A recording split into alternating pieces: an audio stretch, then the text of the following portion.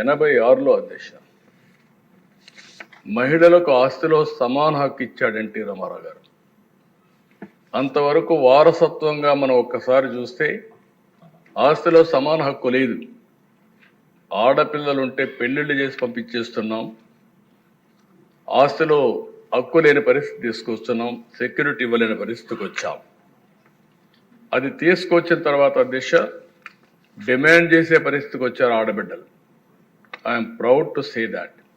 ఎవరైనా సరే అది అయిన తర్వాత ఈరోజు చూస్తే 2005లో దేశంలో దీన్ని చట్టంగా తీసుకొచ్చారు, మహిళలకు ఆస్తిలో సమాన హక్కుని. అయితే మన రాష్ట్రంలో మనం అందరం గుర్తుపెట్టుకోవాల్సిన అవసరం ఉంది.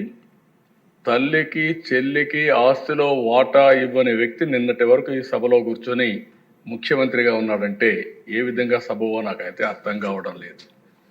నేనేదో విమర్శించాలని విమర్శించడం లేదు.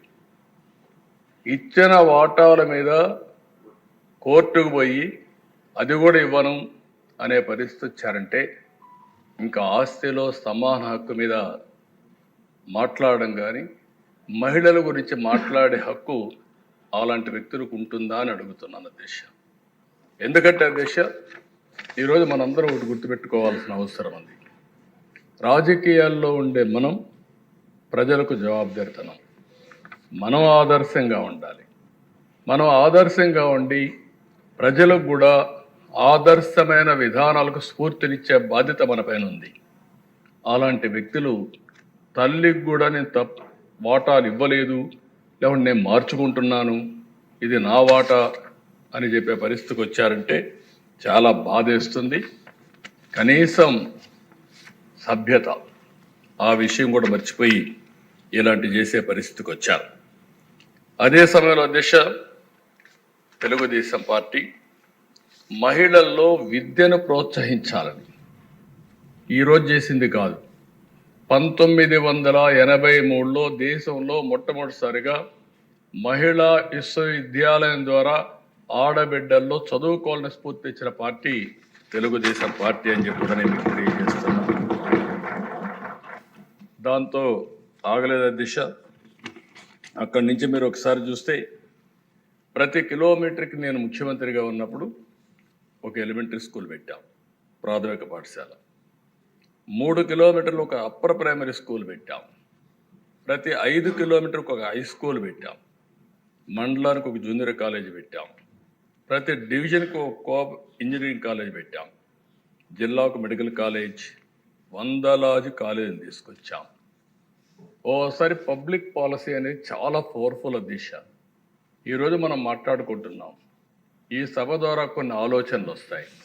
మీరిచ్చే ఆలోచనలు ఏ విధంగా స్ఫూర్తిదాయకంగా భవిష్యత్తులో ఉంటాయంటే కొన్ని ఎగ్జాంపుల్స్ కూడా ఉంటాయి. ఈరోజు మీరు చూస్తే నేను 95లో ముఖ్యమంత్రి అయినప్పుడు మహిళా ఎంపవర్మెంట్ కోసం ఆలోచిస్తూ ఉంటే 2 ప్రధానమైన డెసిషన్, చాలా డెసిషన్ తీసుకున్నాం.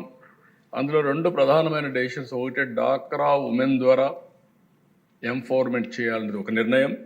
రెండో నిర్ణయం విద్య, ఉద్యోగాల్లో, రాజకీయాల్లో మహిళలకు 33% రిజర్వేషన్స్ పెట్టాలని చెప్పి నిర్ణయించాను దిశ. ఆ రోజు చాలామంది యువత నన్ను వ్యతిరేకించారు, అన్నారు ఈరోజు 33% పెడుతున్నారు, ఈ రిజర్వేషన్లో మహిళలు 55-60% వచ్చేస్తారు. మా పరిస్థితి ఏంటంటే నేను ఒక మాట చెప్పాను, మీకు ఇన్ని సంవత్సరాలు అనుభవించారు, ఒకవేళ బ్యాక్లాగ్ ఒకటి ఉంది, కొన్ని రోజులు వాళ్ళకు కూడా వస్తే నష్టం లేదు, మీరు స్వాగతించమని చెప్పాను అధ్యక్ష. నేను గర్వంగా చెప్పగలుగుతున్నా. ఈరోజు నేను చాలా దిక్కులు అడుగుతున్నాను. వైఫ్ అండ్ హస్బెండ్ ఇద్దరు ఐటీ ప్రొఫెషనల్స్ అయ్యారు.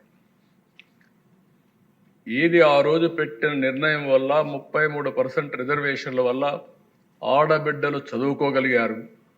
అంత మునుపుండే సమస్య డౌరీ సమస్య లేదు. ఇప్పుడు రివర్స్ డౌరీ ఇచ్చే పరిస్థితి వస్తున్నారు, ఆడబిడ్డలకు డౌరీ ఇచ్చే పరిస్థితి వస్తున్నారు.